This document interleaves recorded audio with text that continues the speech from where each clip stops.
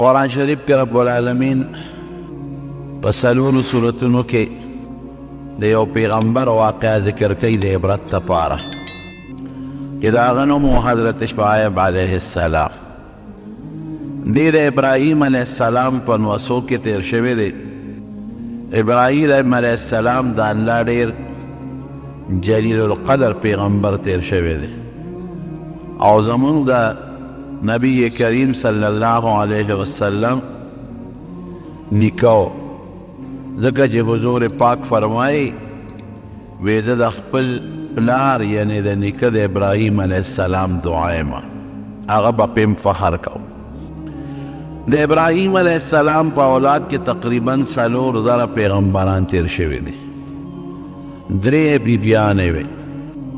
د یوې بیبي نوم یې ساره و، د هغې بچی و حضرت اسحاق علیه السلام او حضرت یوسف علیه السلام، یعقوب علیه السلام، دا د هغې په اولاد کې تیر شوي دي. د بلې بیبي نوم یې حضرت هاجره علیه السلام او د هغې په اولاد کې هم ګڼ پیغمبران تیر شوي دي. زموږ د دواړو جهانو سردار دا د بیبي هاجرې په اولاد کې. د بلې بیبي نوم یې قطوره،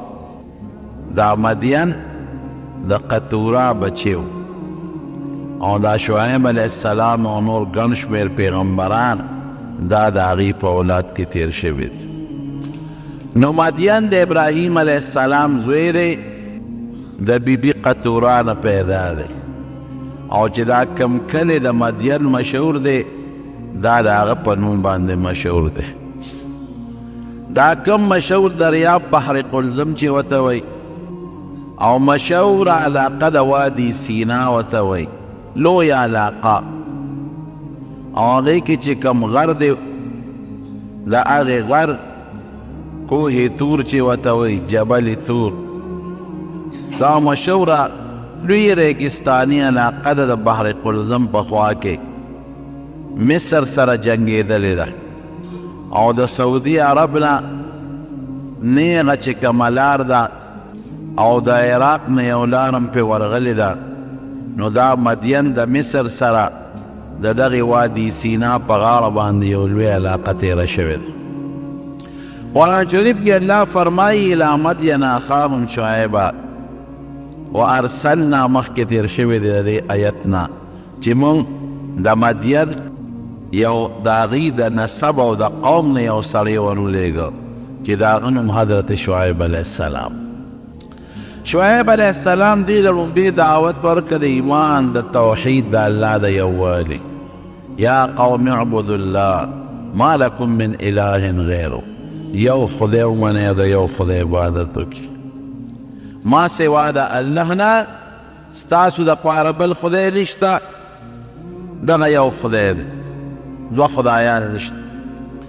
دا د حضرت نوح علیه السلام دعوت هم خپل قوم ته، دا د حضرت لوط علیه السلام دعوت هم، دا د حضرت یونس علیه السلام دعوت هم او دا زموږ د دواړو جهانو د سردار دعوت هم دی. ګڼ پیغمبران چې د چا قوم به الله سره بل خدای منه او شرک به یې کو، د هغې لومبې دعوت هم ده. قرآن شریف کې الله فرمایي ان الله لا یغفر ان یشرک به ویغفر ما دون ذلک لمن یشاء. چې که یو انسان نور ګناهونه دي توبه وسته خو ټیک ده، که د شرک او کفر نه هم توبه وسته خو الله به یې معاف کړي. لیکن که توبه چا د ګناه نه ونه وسته او مړ شو نو د خدای خوښه ده که الله ورته بخي هم او که سزا پرې ورکوي هم. خو که د شرک غوندې ګناه نه چا توبه نیستې او مړ شو، د داړو بخښل نشته. نور ګناهونه د خدای خوښه ده، کیدای شي بې توبې دې مو بخي، خو شرک بې توبې بخښنه نشته. او د شرک بیا مختلف قسمونه دي. یو هغه شرک دی لکه عیسایانو کې خدای له دامن ګڼي، یا د مکې مشرکانو به خدای له لونه ګڼلې، یا یهودیانو به خدای له زوی ګڼه عزیر علیه السلام. دا یو قسم. دویم د شرک دا قسم دی په عبادت کې بعضې خلک شرک کوي. عبادت خو موږ د الله کوو او بعضې خلک په بندګۍ او په عبادت کې الله سره بل څوک شریک کړي. لکه زمونږ دا خلک نظر کوي، نظر او نیاز، دا الله نه ما سوا د بل نظر عبادت دی بعد خلق وی د پلانکي بابا منستم کړی دا ګورې سخت جرم دی ځکه نظر عبادت دی عبادت به صرف د الله کې که د الله نه علاوه د بل چا منفت او نظر دی او که شرک دی او د دې ډېر نور اقسام هم شته نو ته به دا دعوت ورکوه قوم ته چې قوم یعبدوا الله د الله عبادت وکړي ولا تشرکوا به شیئا ما لکم من اله غیره د الله نه ما سوا بل خدای نشته دویم دعوت ته د څوک د ده په قوم کې یو بل غم و ادا چې په وزن کې او په پیمانه کې به نقصان کو اغشتل به یې درانه کو نو ورکول به یې سپک کول ولا تنقصوا المکیال والمیزان په تله کې کمې چاله مه کوئ دا ډېر سخت جرم دی غټه ګناه کبیره ده چې په تله کې بل نه اخلې نو درانه هلې او چې بل له ورکې نو سپک ورکې سخت جرم خطرناک د شعیب علیه السلام په قوم کې دا ټګي وه او شعیب علیه السلام ورته وایي چې تاسو ته د دې ضرورت هم نشته دا چې په دې طریقه دا غلط او حرامه پیسه پیدا کوئ انی اراکم بخیر تاسو باغونه شته ستاسو ځمکې شته مال او دولت هم شته یو سړی ګناه حرام د مال دپاره کوي نو ستاسو غوار څه پوره دي دې ته هم ساجد دی او بیا ورته فرمایي انی اخاف علیکم عذاب یوم محیط ورې در باندې یریږم داسې عذاب په در باندې راشي چې دا طرف نه به در باندې چاپېرئ او د تېښتې نه وبوک نه یم دی به حضرت شعیب علیه السلام پورې ټوکې کولې خنداګانې به یې پورې کولې وروڼو دا د ټول کمې زیاتې دا ډېر سخت جرم دی دا ډېر غټه ټګي او دوکه د مسلمان سره د دې مختلف طریقې دي څوک اوس هم په تله کې ډنډۍ سره ته چلول کوي څوک په پارسنګ کې چلول کوي او څوک په کاڼو کې مو اورېدلي دي چې دا کم کیلوګان او دا کاڼي دي وي دا هم څو قسمه دي وایي دا چې بازار کې مې اورېدلي دي وایي دا چې د کم دوکاندار لاس نو هغه ورته وایي کم نمبر کاڼي وړئ بعضې پکې پوری بعضې پکې دراني او بعضې پکې سپکي بعضې د هغې نه سپکي تا ته به ښه برابر کیلوګرام ښکاري ته به یې دا خو ټیک دی شاته پې هغه مهر هم لګېدلی دی لیکن دا هم کیلوګرام نه په وزن کې کمي ته به وایې چې دا کیلوګرام څو پوره دی ګوره دې کې خو دې ما سره ټکي نه شي ګورې تله به یې راته برابر یې ښه دي هغې کې به هغه شي برابر دي لیکن ابدا عام کیلو نه درونې کې در ناست درانه به یې درنه ورسوي دا سخت جرم دا ډېره لویه ټګي ده او ډېره سخته ګناه ده او پر دې مال دې په دوکه و ګوره د یو سړي نه که دې غلا وکړه نو دا یو کس دې د سبا به یې رضا کړي ګناه ده یا دله خو به بدل ورکړي خلاص پکې خو چې کوم دکاندار په بازار کې ناست دی روزانه د سلو د 200 ګاهکانو سره چټاکې دا لوګو کي څومره لوی بار یې په سر باندې راغی یو یې حرام خوري وکړه او یو یې ټګي او دوکه وکړه ټګي او دوکه ډېره لویه ګناه ده نبی کریم صلی الله علیه وسلم یو ځل د مدینې منورې په بازار کې رامنځ یو سړي غله خرڅوله حضور پاک پکې لاس ومنډه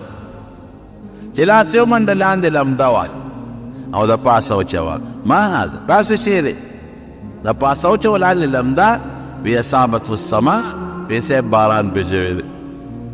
په دې باران شوی دی نبی علیہ السلام مبارک ورته فرمایل چې هغه باران والا یې د پاسه ولې نه ښوده باران د پره کېږي که لاندې کېږي باران خو د پاسه کېږي لاندې خو وچي نو باران چې په کوم شی و پکار ده چې هغه د بره خلکو ته ښولې چې دا ګورې لامده غنم دی غنم دې لامده کړي خو په تله کې زیات شو بیا حضور پاک وفرمایل من غشنا فلیس منا چا چې زمونږ مسلمان سره دوکه وکړه او ټګي وکړه دا زما په لاره نه دی روان زما په طریقه نه دی روان دوکه خطرناک جرم او ډېره لویه ګناه ده ګورې اسانه خبره خو نه ده پایو کې خلک وباچي دا هم د دوکې یو قسم دی اکثر خلک په دې کې مبتلا دی ولې په پایو کې وباچي یو بوډۍ ښځې نه مې تپوس وکړو مخکنۍ خبره ده پایو کې مونږ به دې پی اخیستی ما وې ترورې نن خو دې په دې په دا پی خو دې ډېر زیات نري کړی دي دې پیو کې اوبه ما اچوه وی ولې اوبه پلیتې دي څه اوبه پلیتې دي اوس د هغې ذهن کې دا وه چې اوبه خو پاکې دي راځه چې څونه پکې اچې ما یې ترورې تا نه خو ما دا پیز اودس ته نه وړم چې اودس پې کوم او تا پلیتې کړې دي او نه پې غسل کوم که چېرته دا ما د اودس او د غسل دپاره استعمالولې نو بیا به تا ویلي چې ما پکې پاک شی اچولې پلیتې مې نه دی اچولې. دا خو تا اوبه بې قیمته شی دی او د پیو په قیمت ته خرڅې کړئ. بیا مثلا په 40-50-50 روپۍ کیلو خرڅېږي، اوبه مفت خرڅېږي، مونږ کره لیکي دي څه، مونږ پکې خپله نه جوړ ټولې پاکې اوبه دي. تا ته څه ضرورت دی چې ته پکې اوبه اچې؟ نو دا ټګي او دوکه اوبه د پیو په قیمت خرڅول دا ګورې ته به نه وایې چې مړه دا د هر چا د غلو مختلف قسمونه دي، دا هم پکې یو بل دی چې پیو کې اوبه اچوي. د مسلمان سره یې دوکه وکړو په یو طریقه د پیسې ووایي. غلا څه ته وایي؟ په یو پټه طریقه د چا جیب وایي.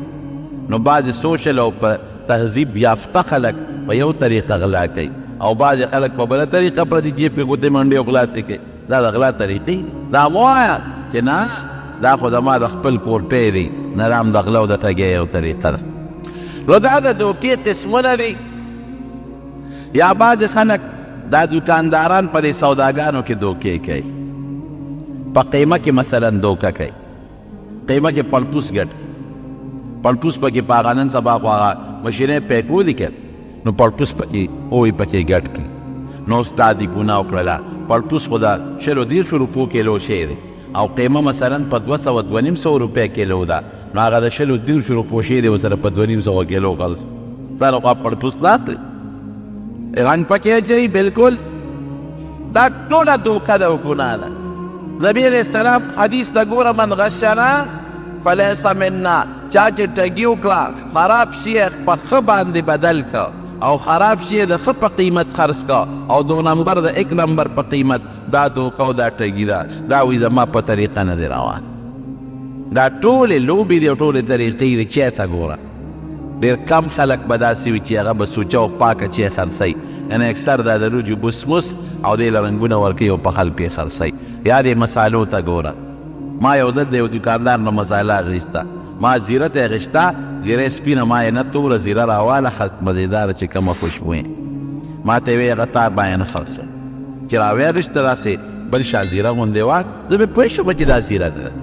ځکه زیره خو سړی پېژنې، تور هم پېژنې یو سپین هم، چې مې وکته خشته خوشبویه وه. مې دا ولې ما له نه راکې؟ ما ته یې ویې دا د اسونو د خرو خاشونه دي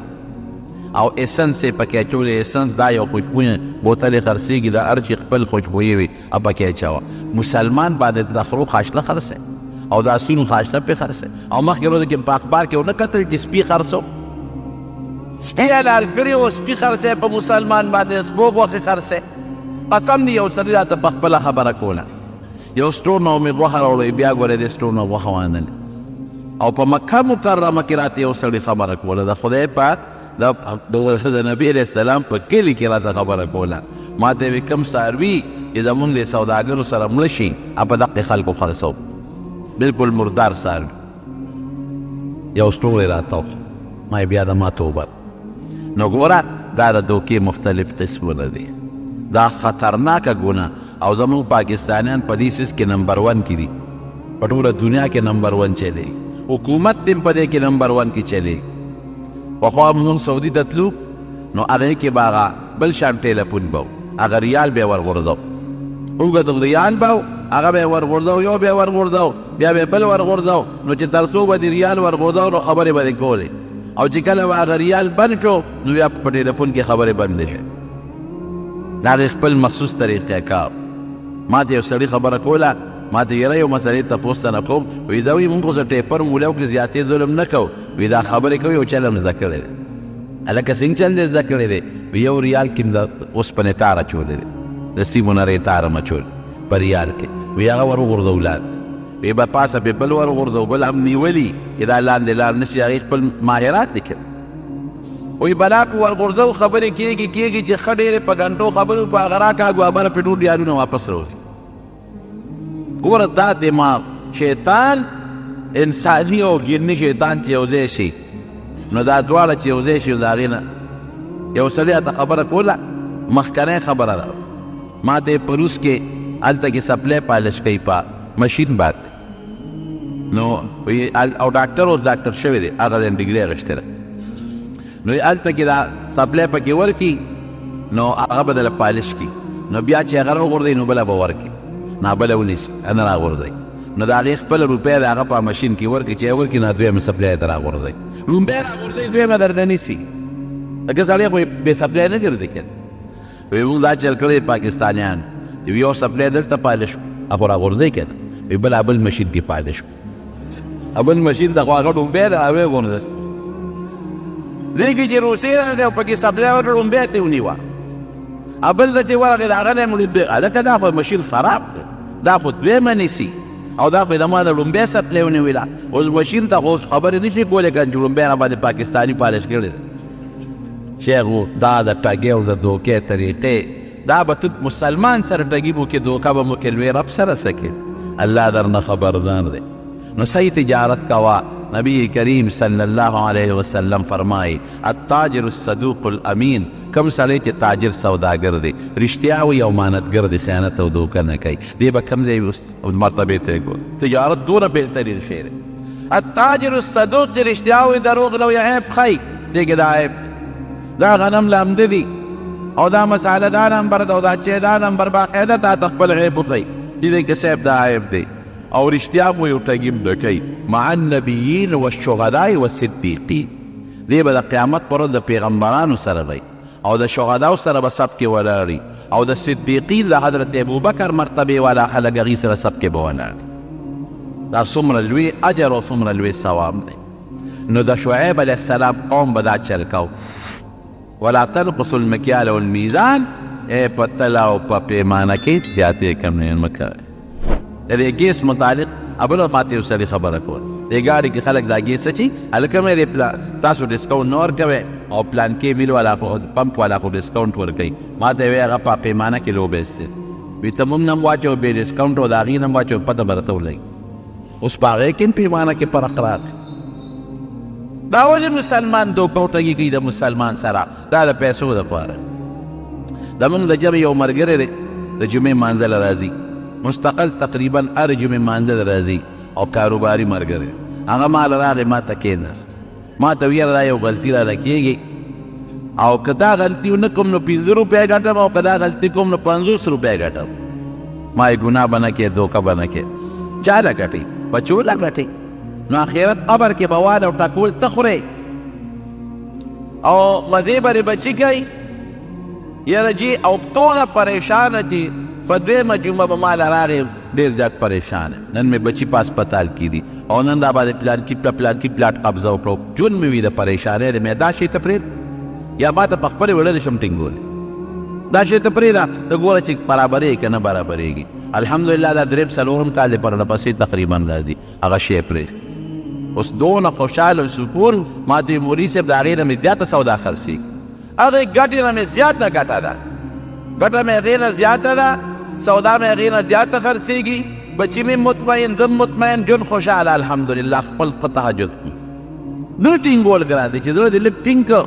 حرامو ته نو برکت دا رزق دا د ان من شیء الا عندنا خزائنه وما ننزله الا بقدر معلوم خدای په اندازه رزق درته نازلوي نو که ته په حرامه طرف کې عمر قدر کوي او که په حلاله طرف کې عمر قدر کوي مقدار همغه دی د هغې نه زیاتولی کمولی نه شي اوس تا ته ګورې چې دا سوړه دی نیر ته د دې ګنده نه ورخ وباسې او که د دې پاک نه ورته ورخ وباسې که د پاک نه ورته ورخ وباسې هغې نه به دله راځي او که د دې ګنده نه ورته ورخ وباسې هغې نه به شی به حق دی خو لیکن دا زموږ د شیطان دوکه نو حضرت شعیب علیه السلام قوم به دا چل کو او دوی دا به نه کې ده به مونځ ډېر زیات کو شعیب علیه السلام او خدای ته به ژړل الصلاتک تأمرک ان نترک ما یفعل آباؤنا ستا مونځ تا ته دا چل ښایي دا ډېر منځونه چې کې د پلار نیکه طریقه او دا پرېږدي دا مانځه پورې به ټوکې ټکالې او پورې کول او نفعل فی اموالنا ما نشاء چې څه غواړو هغه باندې پرېږدي او د پلار نیکه طریقه او رواج رامانه راته مونځ دا چل ښایي اوس هم چې کوم سړي نه غلطي وشي ګیرې پرېښي خلک وایي هله وایي دا لا شیز دی دا ورته را ګیره را چل ښایي هلکه دا لا پټکې په سر دی دا پټکې راته دا چل ښایي د نیکۍ پیغور به نه ورکوې د ګناه پیغور ورکړه د نیکۍ پیغور به چاته هم نه ورکوې دا ډېر سخت لوی جرم او سړی په سایکل روان و بلې ته ولګېد او وایي ته لا شیخ یې او د دې په سایکل وواله هلکه نو زما بریکونه خو په ګیره کې نه دي چې ته باید د شیخ والي پیغور راکړې خو په لاس کې بریک لګېدلی هغه معمولي څو قدم هلکه ته لا شیخ یې نو د شیخ څه چل وکړي؟ شیخ سره خو عقل زیاتېږي نه شیخ سره، عقل همغه عقل دی، که ږیره خرې هم هغه عقل دی او که ږیره پرېښود هم هغه عقل دی. نو ولې د ګناه کار کې؟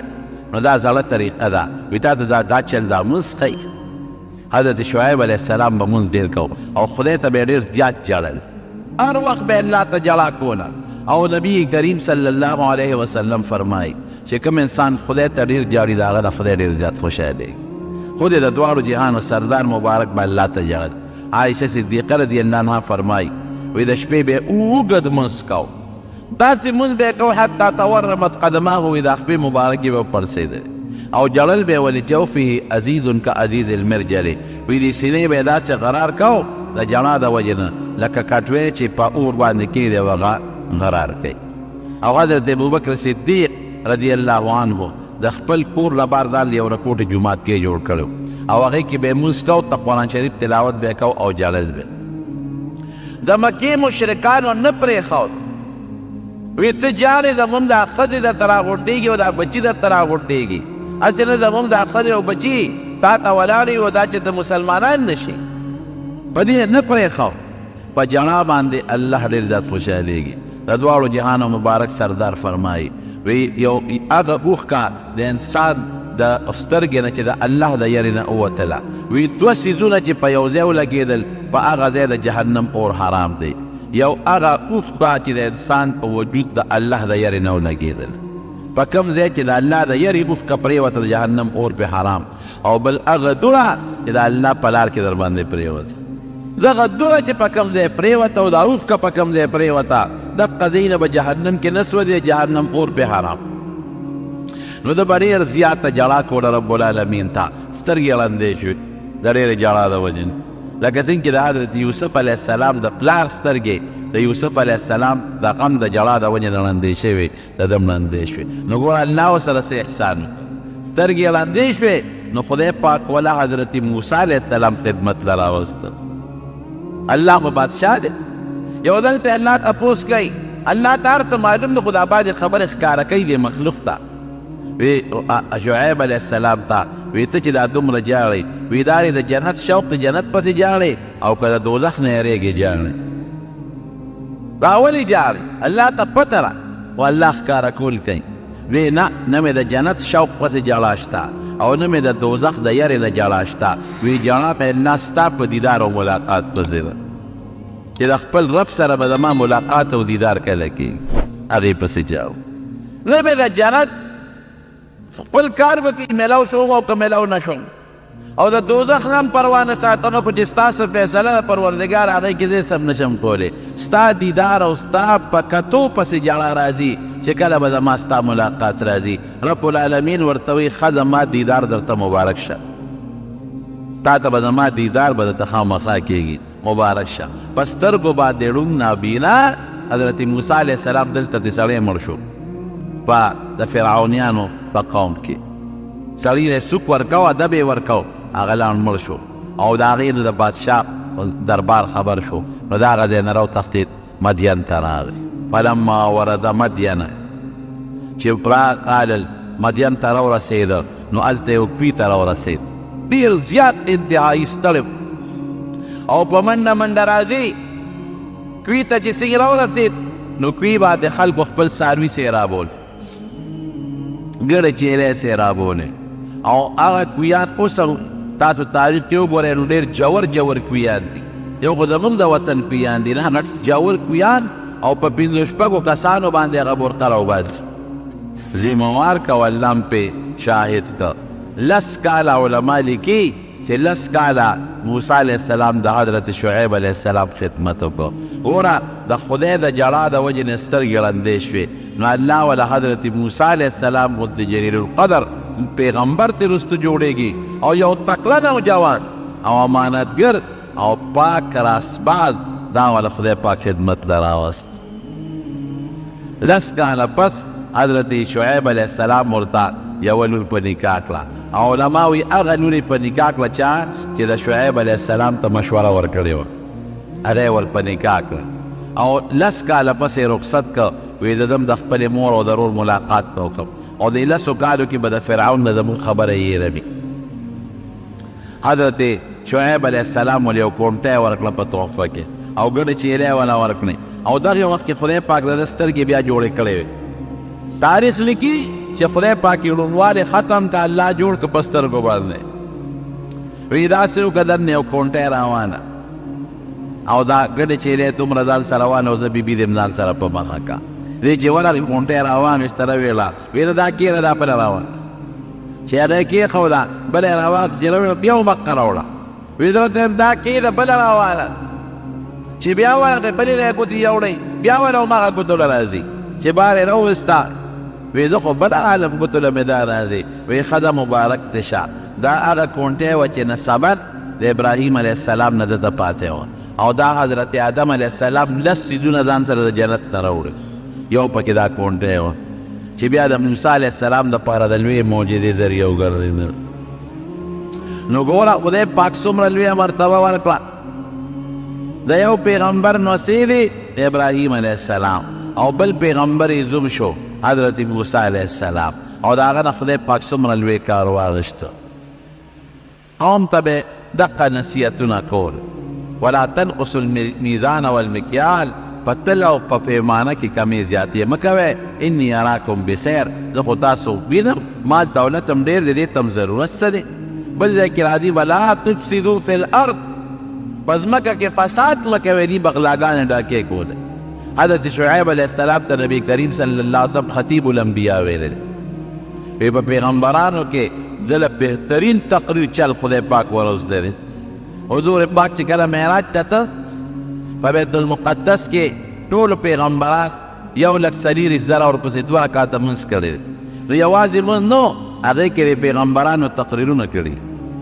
حضرت آدم علیه السلام تقریر وکړ، حضرت نوح علیه السلام تقریر وکړ، حضرت موسی علیه السلام تقریر کړی دی او دارنګې حضرت ایوب علیه السلام دی جلیل القدر پیغمبران په یو پاسېدل او جبریل علیه السلام د سټیج ناظم و سکرټري و هغه برابرل. نو حضرت شعیب علیه السلام هم پکې تقریر کړی دی. نو د پیغمبر علیه السلام او بیا آخره کې نبی کریم صلی الله علیه وسلم هم تقریر کړی دی. د هغې نه پس مجمع خوره شوې ده او نبي علیه السلام پر اسمانونو ته تللی دی. نو نبی علیه السلام په ټولو پیغمبرانو کې د حضرت شعیب علیه السلام د تقریر صفت کوي. وی خطیب الانبیاء په پیغمبرانو کې داسې خشته تقریر او خشته ښکلې خوږې خبرې چې د انسان زړه ځان ته رامایل کوي د شعیب علیه السلام نه بل مې نه دی لیدلی. خلک به د باره راتلل ده به ورته د دین دعوت ورکو. د قوم یې څه چل شروع وکړه دوی به په لارو کې د مسافر ډوټول ډاکې به یې غونډول او غلاګانې به یې کولې. دې کې به یې دا مقصد و چې دا لاره کې بدمني راولو چې څوک اډودله راځي نه. خلک به وایي چې وروره ډاکوان دي په لاره او د خلکو نه سامان اخلي او خلک لوټ کوي نه به راځي ونه څوک. دا حربې به استعمال و او حضرت شعیب علیه السلام پورې به یې ټوکې کولې ولولا قومک لرجمناک وی که ستا دا قوم نه وي که نه نو موږ به ته سنګسار کړی وې پرېښې به هم نه وې. په نصیحت کار ونه شو. هر قوم ته خدای پاک یو موقع ورکوي، هر ملت له خدای یو موقع ورکوي. لږې لږې ټکې یې ورکړې خو الله اخره کې ټول مسلمانان کړل. نو که د الله تعالی د هغه مهلت ده دې فایده واخیسته خو ډېره ښه ده او که د هغې نه مهلت ته فایده وانخیستله نو بیا خدای پاک داسې هلاکت او سزا پرې راولي چې د هغې مثال پورې په مخ د ځمکه بیانوي. شعیب علیه السلام ورته وایي چې ګوره سم شي انی اخاف علیکم عذاب یوم محیط، در باندې د هغې عذاب نه یریږم که ادر باندې راغی او ادر نه چاپېره شو نو بیا کول تښتېدی نه شي. شعیب علیه السلام ته رب العالمین حکم وکړ وی د دې وطن نه هجرت کوله دې د عذاب وخت را روان ځان ته وباسي. هغه ته ووته چې کله ته دې قوم ورکوړ ټوکې کولې خندلې ورپسې دې ته لار ووته هغه قوم او په دې قوم باندې خدای پاک یو ګرم عذاب راوست. حالانکې د علاقه ګورې یخه ده ما اورېدلې داسې دي لیدلې مې نه ده اورېدلې مې چې اوس هم هلته کې 3 فوټه واوره پرته وي. علاقه یخه علاقه ده. الله تعالی پې عذاب راوست د ګرمې هوا په شکل کې. دوی ځان له سمکې تیخانې جوړې کړې وې هغې ته کوز شو یخه هغه ګرم هوا ورپسې هلته هم ننوته نو دوی بار راووتل. چې بار راووتل نو الله یخه هوا راوست. دوی خوشحاله چې دکه خیر ګرمي ختمه شوه او دا موسمي تغیرات تبدلات وي او موسم را باندې یخ شو دې کې یو وریځ پرې راغله داسې وریځ راغله چې هغه ډېره ښکلې یخه وه او دوی ته رانږدې شوه او دا ټول ورپسې راووتل د هغه خپلو سمڅو نه د هغه وریځې لاندې شول نو درې عذابه پرې پرله پسې راول لاول پرې زلزله راغله ځمکه وجړقېدل تاسو ولیدل مخکې کالونو دوه درې کاله مخکې چې مانسېرې علاقه باندې کومه زلزله راغله ما اورېدلي د خلکو لیدلې مې نه دي وایي غټ غټ بلډینګونه اووه شپږ شپږ چته دا داسې زمینبوز ځمکه کې ننوتل چې وایي د هغیانو نام و نشان هم لرې مال او داسې لوی لوی شقونه او کندې په ځمکه کې جوړه شو سړکونه او غرونه په ځمکه کې ننوتل د خدای پاک د زور مقابله څوک پوه نشي کولی لاول پې زلزله راغله د زلزلې نه پس څه وشو جبریل علیه السلام پې یو چغه ووهله ډېره هیبتناکه د هیبت چغه او درېیم نمبر د هغه وریځ نه پې د پاسه اور راوورېد داسې اور پې راووتېدل ټولې ختم کړم کأن لم یغنوا فیها داسې ریز مریز کړل لکه چې په دغه علاقه کې انسان روسېدلې قدر هم نه داسې خدای پاک تباه و برباد کړ دارنګې تاسو په روز کال دا سیلاب ونه لیدو هلکه سیلاب راغی د کوم ځای نه د کالام د غرور نه یوازې کالام غرونه نه دی ګیر چاپېره چې څومره علاقې وې د ټولو له اوبه را روان یوازې دلته نه دی زموږ د پېښورو طرفونو ته وګورئ دا کوړنو مړونه دا څومره سیلاب پرې راغی او داسې راغلل چې هغه غټې غټې آبادۍ وې او غټ غټ پلونه چې هغه په دغه په بمونو هم نه ختمېږي هغه غټې غټې آبادۍ او هغه غټ غټ پلونه نیست و نابود او ختم شو د خدای پاک د زور څوک مقابله کولی نشي کولی دا یاد ساتئ ورونو ګورئ خدای پاک انسان له مهلت ورکوي د دې رزق مثال درته ښیم د بعضې رزق داسې مثال دی لکه یو انسان نوکر ساتلي وله ډوډۍ ورکوي هغه نوکر نه خوشحاله نو ښه ډوډۍ وله ورکوي او ښه خوراک وله ورکوي دې ته خوشحاله دی دا رزق د ده لپاره یو نعمت بعضې رزق د انسان لپاره قهر او غضب وي لکه د مږې د پنجرې ډوډۍ د مږې په پنجره کې ورته غوښه واچئ او مالګې مسالې پې ورته ودوړئ او په غوړو یې وله وترسئ او په هغه دننه په پنجره کې ورته غوښه هغه ټوټه کېږي او ښه خوشبویه کړي څه دپاره چې دا مږې ورپسې د سوړو نه هم راوځي او دومره خوشبویه چې د هغه مږې هغه سوړو کې دننه هم راوځي او په هغه پنجره کې خو ورته ښکاري دا غوښه ورننوځي او څونه به ورته د مږه خوشحاله چې داسې نعمت مې موندې دی چې د دې نه اعلی نعمت بل نه دومره خوشبویه دی او څونه اعلی دی او د څوک شته هم نه راته پروت دی دا لګی هغه غوښه خوري دا نعمت دی لیکن کم ماشومانو چې پنجره یې ښودې د کوټه کې ورسره لاس کړي هغې بارزوئ هغې وي ځکه خیرې ګیره شوې او ماشوم بل ته وایي شروع پرې نه کوو صبر وکړه که نه هسې مري یو دوه درې نوړی خو وخوري که نه څه به بیا ارمان کوي پرېږده چې لږه غوښه وخوري مګر غریبه په دې سوچ کې ده چې ما نعمت مونتی دی او بهر چې کوم ماشومان ډنډو په لاس ولاړ دي هغې ودرېږه پته به درته ولګي لږ درته صبر کوو هغه نوړی یا نیمه خوړلی او یا نیمه نه خوړلی چې ماشومان پکې راکېږي څوک د اوبو کې منډي او څوک ورته کوټه کې ونیسي دقه رنګې دا بعضې ګنده مال موږ ته د مږې د هغه خوراک په شان ښایسته ښکاري موږ وایو دا خو د خدای لوی نعمت دی هلته فرشتې څه وایي هغې وي صبر وکړې او څو ورځې درته ګورو لږ غوندې پې ژبه مه به ووهې په دا نیمه کې به پاتې ډنډې ورسره وي دوی ولې پس مرې میاشت پس به درنه ساقېږي کال پس به درنه ساقېږي بې وقوفه دا خوراک د نعمت نه دی د مږې د پنجرې غوښه ده او بعض انسان له داسې خدای نعمت ورکوي لکه یو سړی چې خپل نوکر له خوشحاله ډوډۍ ورکوي زمارو د دنیا په مال غاوره کېږي عادیان وګورئ سمودیان وګورئ د نوح علیه السلام قوم وګورئ او دارنګې د موسی علیه السلام د فرعون قوم وګورئ د دې نه غټ خلک متراده خلک نور تېر شوي د عادیانو په شانتې خلک الله اکبر غټو غټو تنو والا او غرونو کې به یې دننه سورنګونه ایستل او په غرونو کې دننه آبادۍ به یې کولې لیکن چې کله د خدای عذاب پرې راغی داسې شو کأنه اعجاز نخل منقعر لکه د کجورو په باغ باندې چې هوا راشي زور او طوفان او دا تنې دقسې لوړې پرتې وي دقسې تباه و برباد شو دارنګې د شعیب علیه السلام پیغمبر پورې به یې ټوکې کولې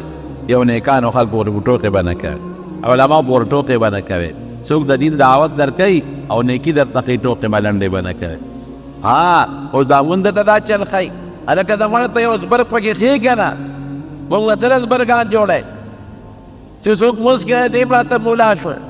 او که څوک چاته لږ غوندې دعوت ورکوي چې دا ګناه مه کوه هغه ته هم لارې زبرګ شوې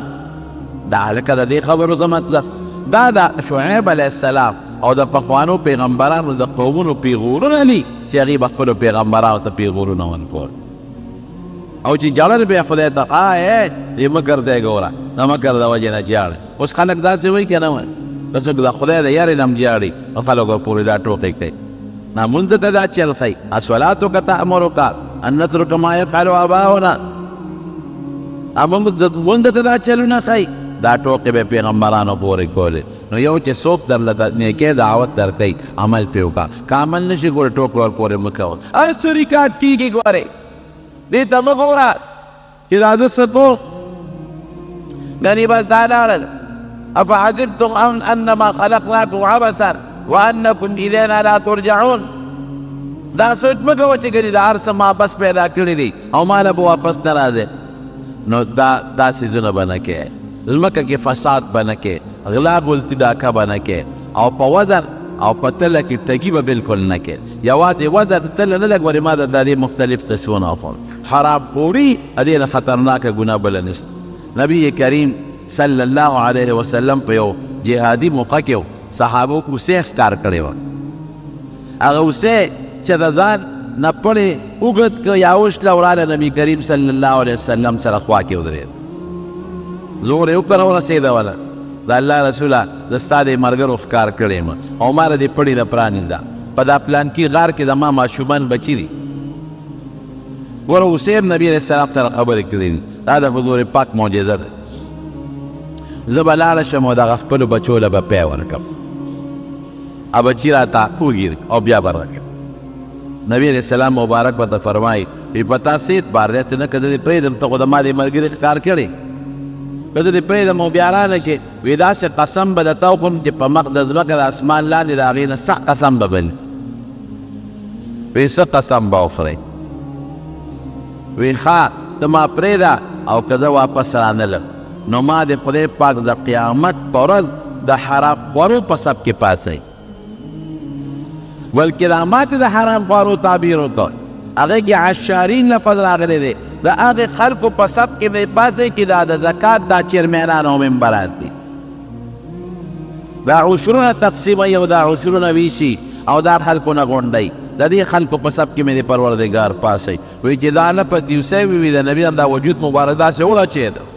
وی ډېر مضبوط قسم دی وخوړو واقعي په مخ د ځمکه او د اسمان لاندې دې نه خطرناک قسم بل نشته. صحابه ته یې د اوسې پرانیول چې پرېنېستله اوسې لاړ خپلو بچو له یې پی ورکړل دقه ده چې واپس راغلل صاحب ما خپل کار وکړو خپلې ډوټي حضور پاک هغه صحابي ته وي د اوسې پرېږدی او بیا عام اعلان وکړو وي د بچو په ورځو کې ښکار به بالکل نه کوې ځکه یو حیوان چې د ښکار کو د سره د دوه درې څلور بچي هم برباد کړل. د بچو په وخت کې چې د مرغۍ ویشته د هغې په جاله کې چې کوم یو دوه بچي دی هغه مړه شو ځکه هغې د برې افسوس وړي د بچو په وخت کې به قطعا ښکار نه کوې او هغه اوسې یې پرېښودله. نو حرام خوري دا ډېر خطرناک شی دی ګوره او مسلمان سره ټګي کول دا ډېر خطرناک شی دی. موږ ته دا اړو څه ښکاري نه موږ ته را ټګي سم نه ښکاري موږ وایي وړه دا خو څه وړه غوندې خبره ده 2 روپۍ دي یاره د یو نه دې 2 واله او د بل نه دې 2 واله او د بل نه دې 3 واله او د بل نه دې 4 واله دا به کم دی دا پیټې په شا ګرځی د قیامت لویه ورځ یې نه کدی نه او دا چا له ګټې د دې زمانې بچو له او به کېږي مړه که جرانه لکات په تاسو هم ځواني بوډا والې را روان کړه د دې زمانې بچي خدای ګواه چې داسې خلک مې لیدي دي رښتیا درته ویل په جنازو کې مې داسې خلک لیدلي دي رښتیا درته وایم چې د خپل پلار جنازه کې هم زوی نه دی شریک شوی د خپل پلار په جنازه کې نه دی شریک شوی دا ما لیدلي په خپلو سترګو باندې داسې خلک مې لیدلي په دعا کې په جنازه کې تاسو هم ورته کتلی وي چې خلک وایي دعا ورته وکړو دوی یو بل سره بل ملګري سره ګپ لګوي هغه خپل پلار ته لاس هم نیټه دی چې دې پلار ته خو دې دعا وکړو او د خپلې مور ته دعا وکړه. د دې وګورئ په دې تعزیتونو کې تاسو دې بچو له رزق ګټئ، دې له ډوډۍ ګټئ، دې له بندې جوړئ،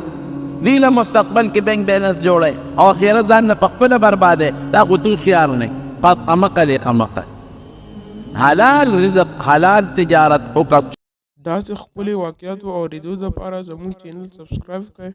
خپلو ملګرو سره شیر کړئ. ډېره مننه. چې څومره دې ډېره کړه، حجونه به پکې وکړي، عمرې به پکې وکړي، جومات به جوړ کړي، مسلمان سره ښېګڼه به وکړي، رشته دارانو دوستانو سره ګاونډیانو سره به وکړي، نو فایده به دې ډېره زیات.